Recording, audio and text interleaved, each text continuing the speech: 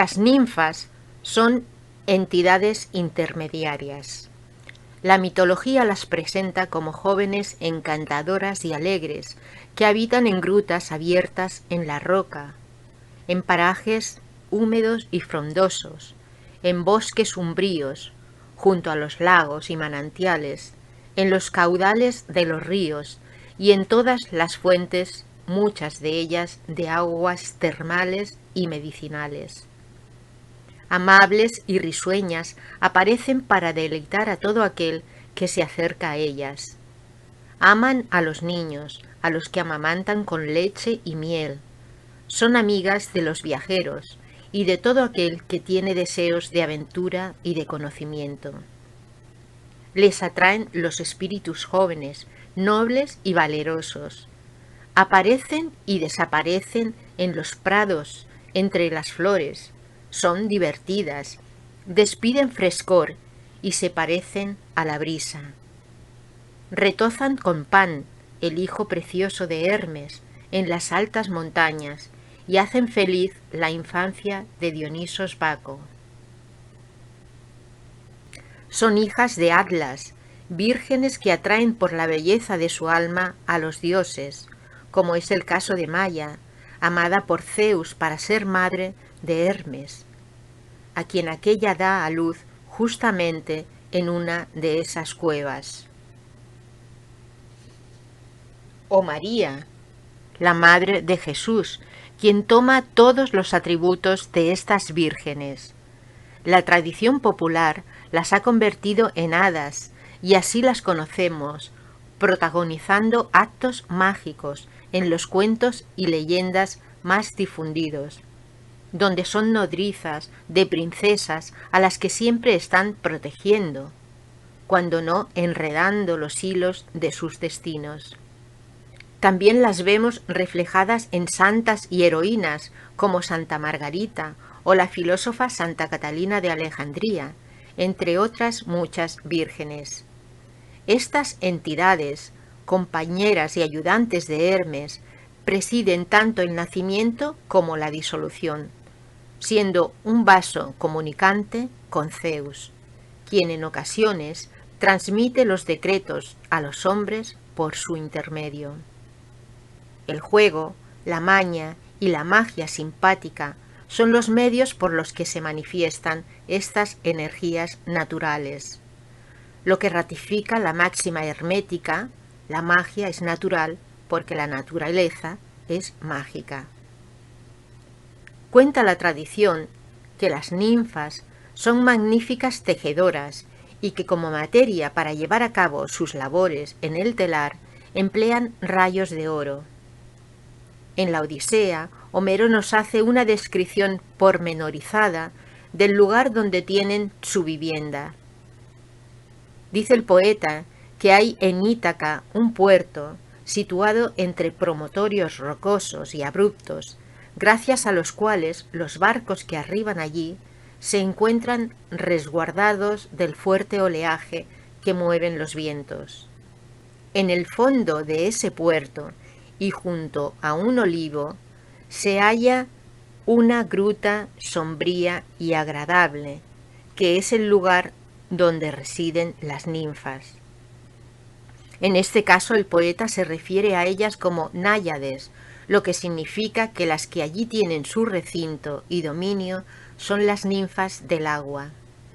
El interior de la gruta es de cráteras y ánforas y todo tipo de vasijas hechas de roca, en las que suelen venir a libar las abejas el néctar, símbolo del alimento que los dioses tienen destinado para dárselo a los mortales y convertirlos en dioses, es decir, en inmortales, por lo que esta ambrosía no puede más que ser identificada con la enseñanza iniciática, verdadero alimento espiritual. Ánforas o copas, que son para el agua y el vino lo que el corazón del hombre es para esta enseñanza. Lo mismo dice el pitagórico Porfirio al señalar que la miel que las abejas fabrican en las cráteras y en las ánforas son un símbolo de las fuentes y por tanto de las ninfas acuáticas y de la pureza de las aguas que éstas presiden. Del mismo modo que en la tradición de Mitra, la crátera se ha instituido en lugar de la fuente. Es así que Porfirio dice: fuentes y manantiales están estrechamente relacionados con las ninfas acuáticas, y más aún todavía con las almas ninfas, a las que con propiedad los antiguos llamaban abejas del placer. Por ello, Sófocles, con toda justeza, dijo sobre las almas: un enjambre de muertos zumba y marcha a lo alto. Y a las sacerdotisas de Deméter, como miembros iniciáticos de la diosa tónica, los antiguos la llamaban abejas, y a la propia Core la llamaron meliflua, y a la luna, por ser protectora de la procreación, la llamaban la abeja. Y, entre otras razones, porque la luna es el toro y el toro es la exaltación de la luna. Hasta aquí la cita de Porfirio en la Gruta de las Ninfas.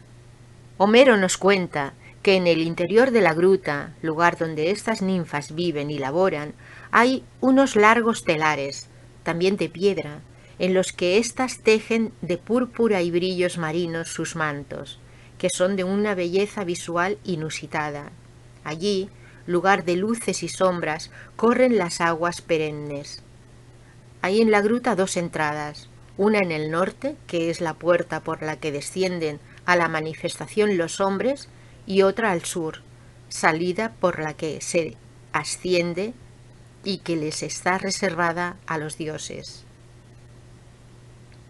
Porfirio, comentando esta parte de la descripción que Homero hace de la gruta de las ninfas, dice que la banda zodiacal sitúa la puerta norte en Cáncer, signo lunar, donde está señalado el solsticio de verano, un paso que propicia el descenso a la generación individual humana, y la otra al sur, en Capricornio, en el solsticio de invierno, acceso reservado a los dioses, por donde se produce la salida del cosmos y la liberación de los seres.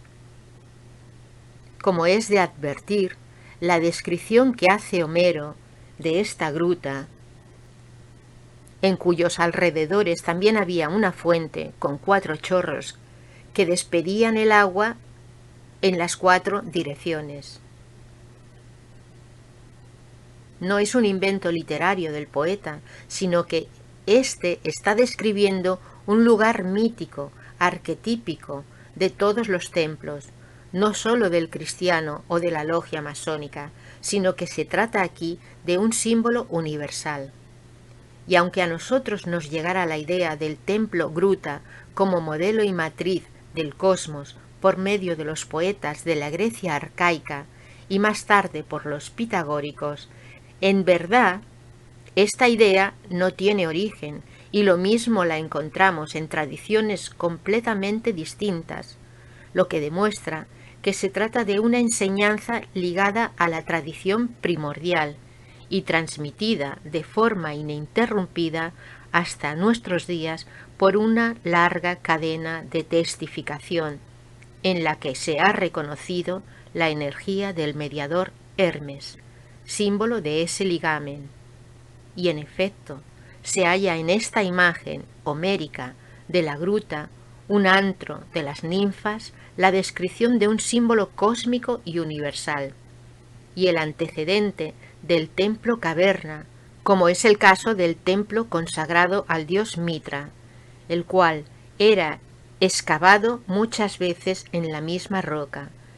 Pero estas grutas fueron consagradas en distintos lugares y en todas partes a aquellas deidades que en el mundo mediterráneo portaban el nombre de Pan, de Dionisos, de Deméter, de las ninfas, etc. En el simbolismo cabalístico del árbol de la vida, las ninfas, como diosas intermediarias, representan a Yetzirat, el mundo de las formaciones, relacionado con las aguas del psiquismo. La entrada de su gruta, como puerta de los hombres, está en Yesod, la luna, mientras que la puerta de los dioses está en Keter, que asimismo se corresponde con la estrella polar en el simbolismo astronómico. En este sentido, ubicadas en el plano intermediario, ellas representan una energía que, de no ser bien dirigida, se puede convertir en un impedimento para el proceso de conocimiento. Pues no olvidemos que son entidades que frecuentemente se enamoran de los hombres, que así los retienen en su mundo, impidiéndoles continuar más allá de él, hacia el cielo olímpico, de los planos más elevados del árbol de la vida. Esos estados intermediarios se describen muchas veces como de calma chicha, cuando los navegantes, en la búsqueda del conocimiento, experimentan la sensación de una inmovilidad estéril, que es lo contrario a la contemplación, desembocando finalmente en la desesperanza. En efecto, esta nada es el reflejo invertido del no ser y del Ein Sof, que están más allá de Keter. En el estado de calma chicha, todo se nos presenta como en vía muerta, como una nadería o insignificancia. En este sentido, leemos en los textos del programa Agartha lo siguiente: no hay cosa más dura que estar estancado, sin recibir el soplo o el viento del espíritu, o de los espíritus al menos. Hasta aquí la cita. En estos momentos es necesario redoblar las energías y reiterar el rito.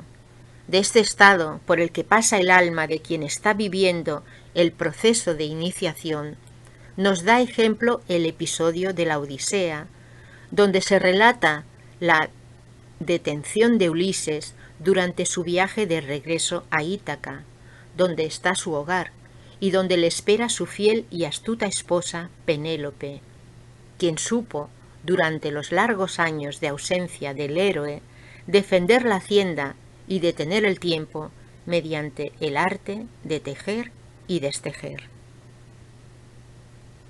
Ulises, retenido en una isla por el amor de la ninfa Calipso, demora su retorno al hogar. Junto a ella encuentra la paz y el sosiego que le habían faltado en sus 9 años de peregrinaje y duro exilio mientras duró la guerra de Troya. En su gruta, la ninfa, de voz melodiosa, cantaba y tejía, y los días pasaban para el héroe en la calma del bosque. Sin embargo, un dios poderoso y atronador, como Zeus, Júpiter, oyendo los lamentos silenciosos del valiente guerrero, de nuevo manda a Hermes para que llevara su decreto a la ninfa Calipso, de ayudar a partir al héroe hacia Ítaca. Esta, a pesar suyo, obedece al emisario y, llevando a Ulises a un lugar donde crecían abetos y chopos, le entrega un hacha de bronce para que con ella pueda talar los árboles con los que construirse una nave, cosa bastante fácil para Ulises, que era un maestro carpintero. Es así que una vez hubo reglado a cuerda los troncos cortados, construyó con ellos una balsa.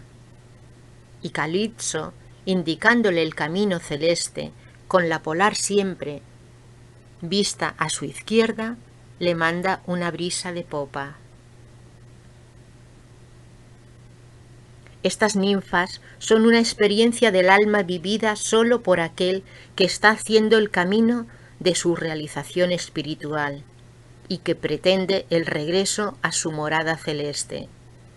El agua las representa, tanto la de los lagos como las de las fuentes, y medicinales, así como las aguas saladas e impetuosas.